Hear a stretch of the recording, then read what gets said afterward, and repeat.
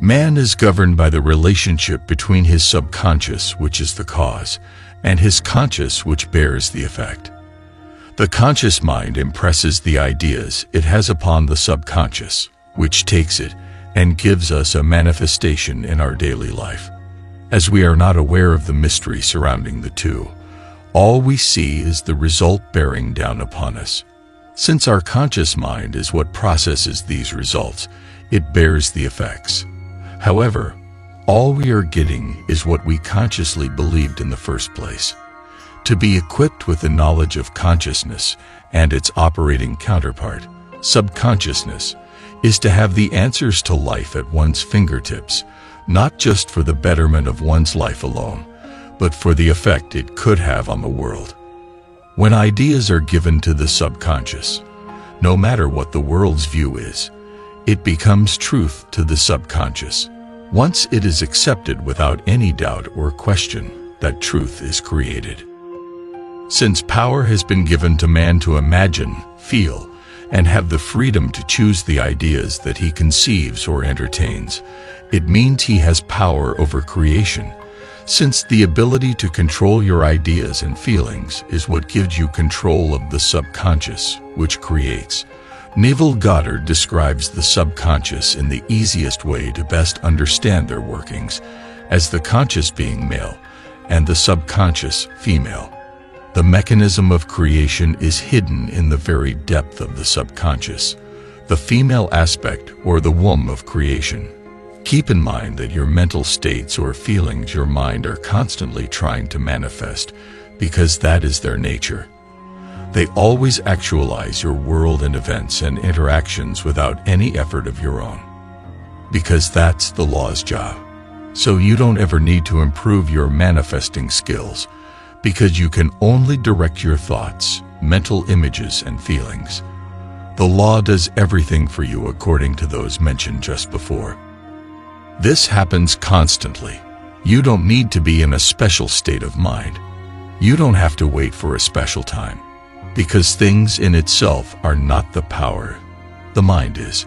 Once you achieve the desirable feelings, desirable state of mind, desirable effects will follow without any effort of your own. Of course, the intensity should be taken in account. The more they are intense, the more the physical reality will be self-evident, and the more it will be fast. Your effort should be focused and directed into directing your feelings, emotions, and states. You should even keep in check the intensity of them. The more you feel an emotion or a state or a feeling or a mental picture, the more it has power. It is very important that you persist in this effort for days or weeks if necessary. You should try your best to not go back to your victim state of mind, because that means that you are no longer in the end. It means that you make your circumstances your God. Often people tell me that I have some positive feelings, but X or I don't see any desirable manifestation. Well, that's because you probably have a mix of feelings and focus.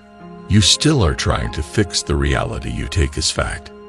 It's not a big shift of mental attitude. You're still focused on the reality instead of taking care of your mind. When you're focused on the physical reality, you are no longer taking care of your mind. You are lost. So be aware. Therefore, focus on your mind, on your mental states. Cultivate what you want and focus on it. Live in those states. Make them stronger and stronger. Make them your own. Above all, understand that the physical reality is just a feedback, so you have nothing to change in them. Although certain events seem to happen at random, it is not exactly so.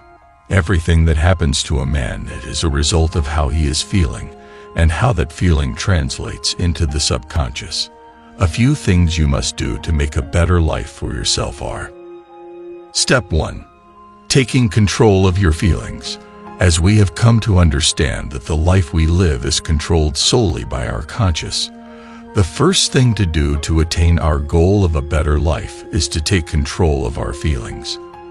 When we create thoughts of happiness, we live a full and happy life, but when we entertain sad and undesirable thoughts, The subconscious works with that feeling and gives us just that, a life of sadness.